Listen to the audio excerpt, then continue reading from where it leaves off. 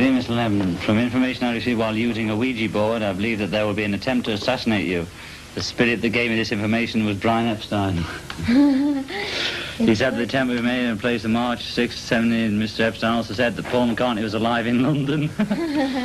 Is that true? Please take this letter seriously, because I would very much prefer you to be alive in it. Well, it's funny you never said it to me in Athens. The only reason, if I'm going to get on the front page, I might as well get on the front page with the word peace. But you've made yourself ridiculous. To some people, I don't care. If it saves lives. You don't think you... Oh, my dear boy, you're living in a nether. Well, you talk to... You don't think you saved a single life. Maybe we'll you save some in the future. Maybe next year it didn't do a bit of use. No, it's still gone down, so it didn't do anything. But, I mean, you don't equate the civil war that's going on in Nigeria with that, and then talk about, well, this is my form of protesting, because people in anti-war campaigns are too serious. Yes. And they get battered. What do you know about a protest movement anyway? I know a lot about it. It's a lot more than sending your chauffeur in your car back to Buckingham Palace. You're just the snob about it. The only way to make... fake. I mean, I know in England it's kind of smart not to be too serious about anything. Everything needs a smile, you know. I see. For instance, even if... The Pinkville Massacre, ha ha ha. Can't you give up something else that would mean a little bit more? It's not the sacrifice. You can't get that into your head, can you? You've stated half a dozen times the MBE is irrelevant. I agree.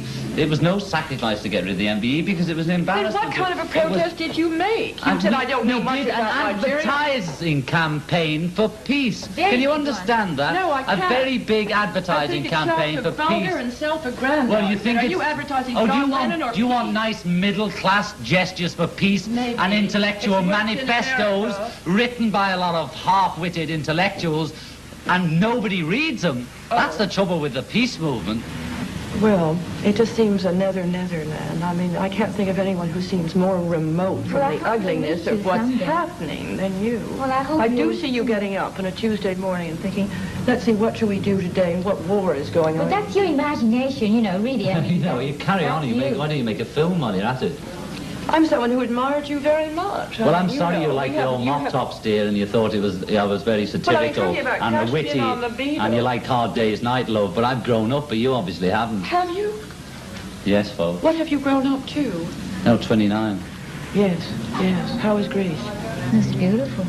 We did a nice war protest on the Army TV while we were there. By the way, you know. I suppose you didn't like us going to Greece, eh?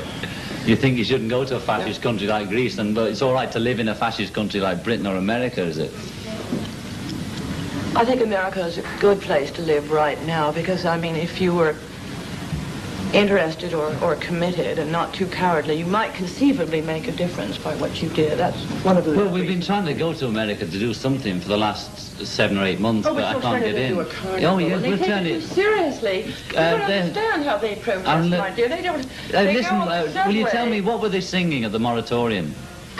Which, I mean, the moratorium, throughout the the one here, the recent big one, they were singing Give Peace a Chance, you know. A song of yours, probably. Well, yes, and it was written specifically for them.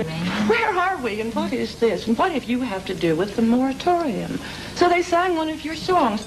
Well, if you... Great song, sure, but is that all you can say about that? The moratorium? You were saying that in America they're so serious about the protest movement. Yes, they are. But they were so flippant that they were singing a happy-go-lucky song, which happens to be one I wrote.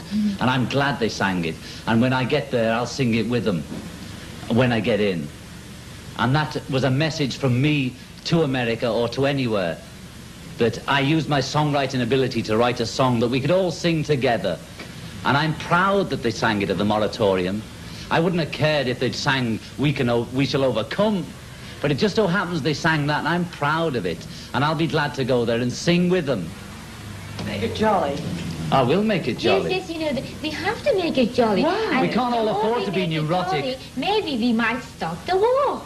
By being jolly? Yes, because the thing is, when you're happy and when you're smiling, you don't want to kill somebody, do you? You know, it's when you're very serious you start to think about violence and death and killing.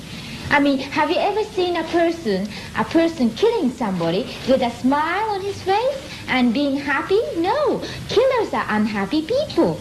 And they're violent because they're so unhappy and so damn serious. Mrs. Lennon, we're boring did it each ever other, so occur I'll go away.